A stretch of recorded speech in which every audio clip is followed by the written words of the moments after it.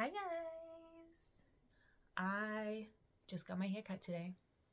That's not about books, but I have been waiting for it and I'm very happy. It's gonna be so much easier for summer. Today, I want to talk about all of the books that I read in November. And yes, this is a little bit late, but I have a lot of books to talk about. Oh, here's a cat. Hi, baby. Hi, little baby cat. Oh, no, she doesn't want to. She doesn't want to say hi. So, this past month, I have just been on tour for a theatre show. And while I was on tour, I was able to do heaps of reading. So, super duper proud of myself for that. I read 13 books in the month of November. And I'm gonna talk about them all here. Can you not bite things, please? Firstly, I finished off the Mindfck series by St. Abbey. And if you don't know about this one, it is like 5 very short books that kind of makes up one big book. So I read the last 4 of them at the start of this month. And it's just so much fun. It is a romance between a serial killer woman and an FBI agent. The FBI agent that happens to be researching her killings. And very over the top, like very dramatic and silly. But actually the romance is like really sweet. It's not like you'd expect it to be super duper sexual, but it's really not. Sorry, Eva's just chewing on some plastic. So I'm incredibly sorry if that is an annoying sound. I haven't recorded in like ages, and the first time I try to, my cat is trying to sabotage me. I would say overall, the Mindfck series, it was 5 stars. I loved it. I thought it was very fun and just like a really enjoyable, silly romance. I think at the moment I kind of prefer romances that give something a little bit extra, you know? So this also had like elements of thriller and like a lot of tension and mystery to it as well. And though like with the basis of it being a romance. So there was other things happening around the romance plot, which I think is definitely the kind of thing that I'm enjoying more than just your stock standard, you know, boy meets girl, how are they going to get together kind of thing. The next book that I read was Norse Mythology by Neil Gaiman. I actually listened to that one as an audiobook while me and my flatmate were on the road for this tour because we had to do a lot of driving. So I was listening to a lot of audiobooks and I really liked this one. I love mythology. I particularly love mythology retellings and things, but this was just like very straightforward stories, straight from the myths. But it was kind of like a really interesting, really fun sort of way. And it really did feel like you were being sat down and told a story around like a cozy fire or something. So I gave that one 4 stars. It was very fun. It was kind of short. I don't know if I accidentally had the abridged or something, but I'm pretty sure it is quite a short read. Neil Gaiman's just a really fucking good storyteller. He's such a great storyteller. So really enjoyed that one. I recommend it. Hell yeah. And now it's time for me to talk about my new favorite obsession. I'm a little bit late on this train, but the next book that I read was Going Postal by Terry Pratchett. And it's my first ever Terry Pratchett book. And actually, I read 3 Terry Pratchett's that week. The week that I read Going Postal, I just kept going. I had never read like a Discworld novel. I've obviously heard of Discworld, but I didn't know what it was about or anything.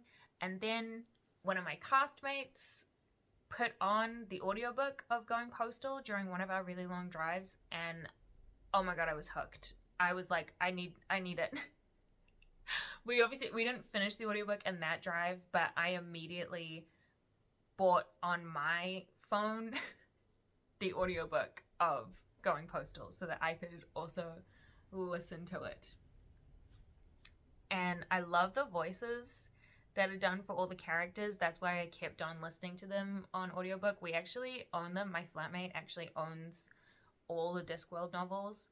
So I probably will start to like physically read them, but I was just enjoying the narration so much.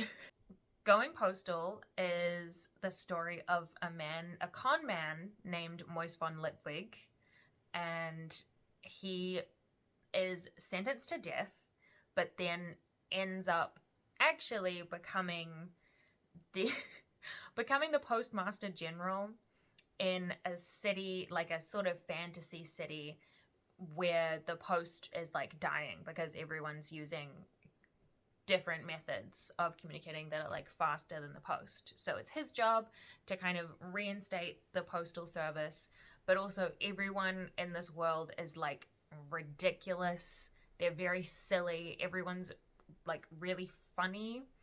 And I just found it like such a fun romp. And I think Discworld, you can definitely read them at any age, but it's not like specifically for children or for adults. But I think that if you read them as an adult, you'll get more out of it. Like the more of the humor and satire of everything will be more enjoyable. Oh, I just immediately fell in love with Moist.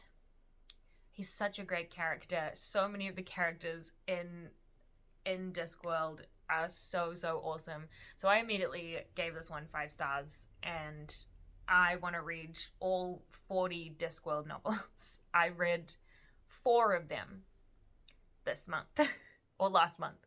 Last month I read 4 Discworld novels. Oh no, wait, I finished one in December. I finished one the other day. I think I finished the last one the other day. You don't have to read them in order. I certainly didn't, because Going Postal is like number 30 something or whatever, and then I jumped back to, I think it was maybe the 6th book, 3rd book, I don't know. One of the very early ones, which is Wyrd Sisters by Terry Pratchett. That was another 5-star read. This is like a Macbeth retelling. Obviously the Wyrd Sisters, if you know Macbeth, those are the witches in there, and so it kind of takes a bunch of different Shakespeare plays and plays around with them and makes them very funny and ridiculous.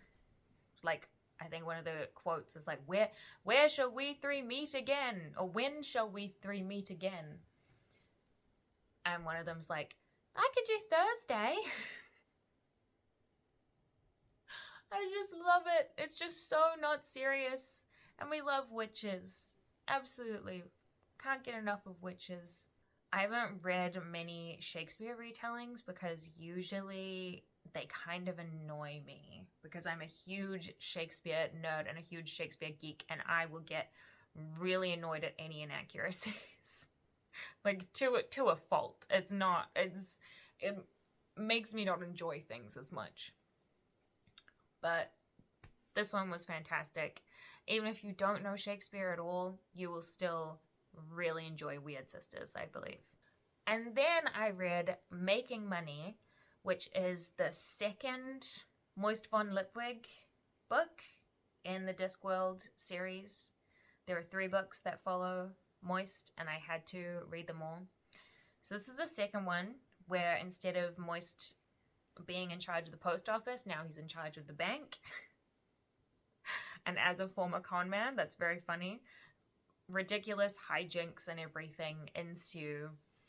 And I don't want to say too much because I don't want to give anything away if you want to read Discworld. But also let me know if you have read any Discworld novels because I'm obsessed. Making Money I gave 4 stars. I think I enjoyed it slightly less than Going Postal, but still really enjoyable. I don't know if any of... That's a big call, but I don't know if any of the Terry Pratchett books in Discworld are going to score less than 4 stars for me. I love his writing. It's so clever. It's so silly. It's so funny and entertaining. Next, I read Radio Silence by Alice Oseman.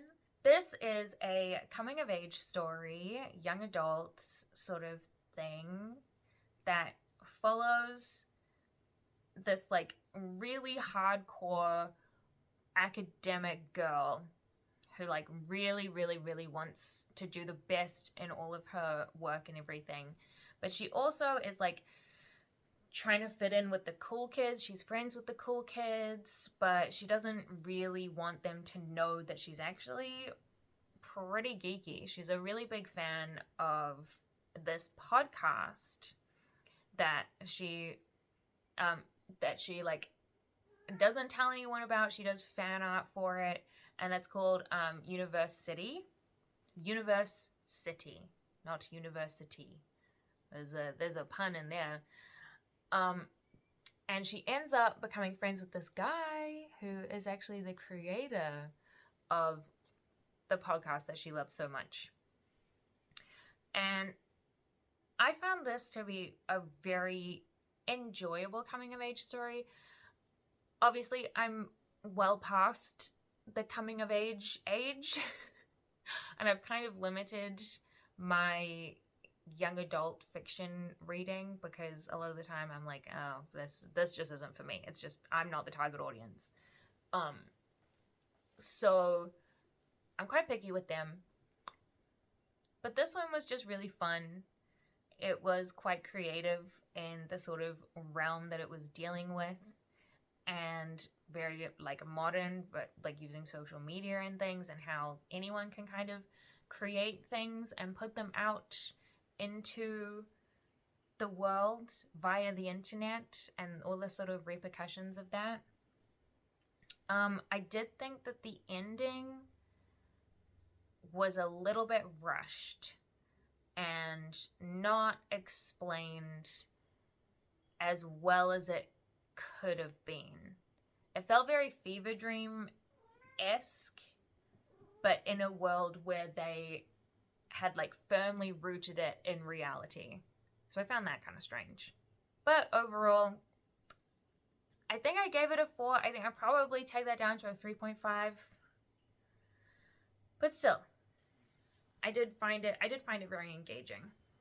And then I read this year's hot new fantasy, romantasy, would you call it? Fourth Wing by Rebecca Yarros. Everyone has been talking about this one. And I was like, I don't know, maybe it's not going to live up to the hype. I'm like embarrassed to say that I loved this book. I loved this book so much. Oh, my throat just made a weird noise. I hope you guys didn't hear that. Like an embarrassing amount. I was obsessed with this book. I gave it 5 stars. And I will stand by 5 stars because I found it so engaging and so fun. However, this is maybe the biggest however ever. It is not unique. It is not a unique story at all. The more that I thought about it, the more I was like, oh, it's Red Queen. Which is another fantasy series that I love and still need to finish. Ibu, can you stop chewing this box, please? This is a face of someone who chews boxes. So our main character in Fourth Wing... Oh, first of all, what Fourth Wing is about. If you don't know, if you're not into fantasies or whatever, you've never heard of this book before, it takes place... It's a fantasy world, and there are people who ride dragons, and So, people who are like 20 or whatever go and train at this Dragon Rider Academy that's like super deadly. Like anyone could die at any point because they're trying to hammer home just how crazy war is and all of that. So it's super lethal, which is obviously not a unique concept. And it's like the dragons have to like bond with people and blah, blah, blah, blah, blah. So this is obviously not a unique concept. Military school that's like super duper dangerous or whatever. And then there's like a bad boy that like, oh, he'll probably want to kill her because they're like families are enemies and stuff. So she's got to watch out. But like, obviously she's going to fall in love with him. But she also has a childhood best friend who she's had a crush on like since forever. And now they're like badass dragon riders in training, so maybe they could start something. So there's obviously a love triangle that you see coming a mile away. And also she literally has the exact same hair as the main character from Red Queen. She's got like dark hair that goes to silver halfway down, and like for some reason, I don't know why. That's just what she is. But that's literally exactly the same as the main character in Red Queen. They have the same powers as well. And there's literally a story beat that happens kind of in the same place as well. Like a big twist reveal that is exactly the same as it is in Red Queen. And I'm not saying that like Red Queen was like super duper unique for doing that either. I don't think this is plagiarism at all. I think that this genre of fantasy just has a lot of similar beats that people are obviously going to hit, and like things were handled differently than in Red Queen in Fourth Wing. However, it's just not a unique fantasy book. It's not popular because it's unique. It's popular because it has like all of these elements stuffed into one book, and it's paced really well, and it's like a fast, easy, fun read. So this is like my guilty pleasure book because I know that it's not actually all that. But oh my god, I fell for like the two leads so hard. I loved them so much. In fact, I was so obsessed that I went on to read Iron Flame immediately after, which is the second book in this series, right after Fourth Wing. And I think it basically just came out. I think. Probably. We quickly went from Fourth Wing being 5 stars to Iron Flame being a solid 3 stars. Maybe 3.5 if I'm feeling generous. But a lot of the characters got really great. I say a lot of the characters. The main character got really, really annoying in the second book. She got really whiny and got really stubborn out of nowhere, which didn't really feel justified. I don't even think the author felt it was justified, because a whole bunch of other characters were also like, girl, get over it. Like, you need to see some sense, please. It was like the author had to put a bunch more conflict in the story, and particularly in the romance that's in there. So she was kind of making up things to be mad about, for the main character to be mad at her partner for, and keep on being like, will they, won't they? And it's like, okay, yeah, we know they're gonna. So that just seemed unnecessary. And I don't know, it wore a little bit thin. I think I am definitely going to keep reading the series, but I'm probably not going to jump on it like I did straight from the first one. And then we have What Moves the Dead by T. Kingfisher. This is a retelling of Edgar Allan Poe's Fall of the House of Usher, which I didn't know was Edgar Allan Poe. I actually haven't read any Poe, and I really, really should. But yeah, like a cool gothic kind of fairy tale vibes where you have this person visiting like old friends in this countryside that just this like house that seems like wrong. It is very reminiscent of Mexican Gothic, and I think in the acknowledgements the author mentions that as well, where it's like there's some weird things going on with some fungus in this house, which is also similar to Mexican Gothic, but I do not think that they have similar themes. I do not think that they are similar books.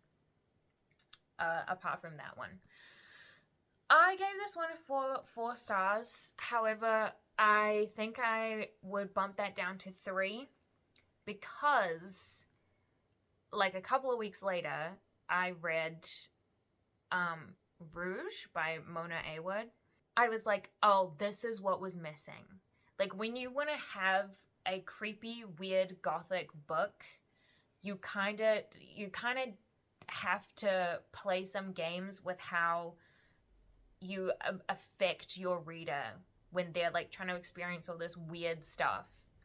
And Mona Wyrde's Rouge did that so much better than this book. I think What Moves the Dead, I think it wanted to make you feel really creeped out and disturbed and everything, but I didn't find anything about What Moves the Dead horrific or even like thrilling or even creepy like I did with Rouge.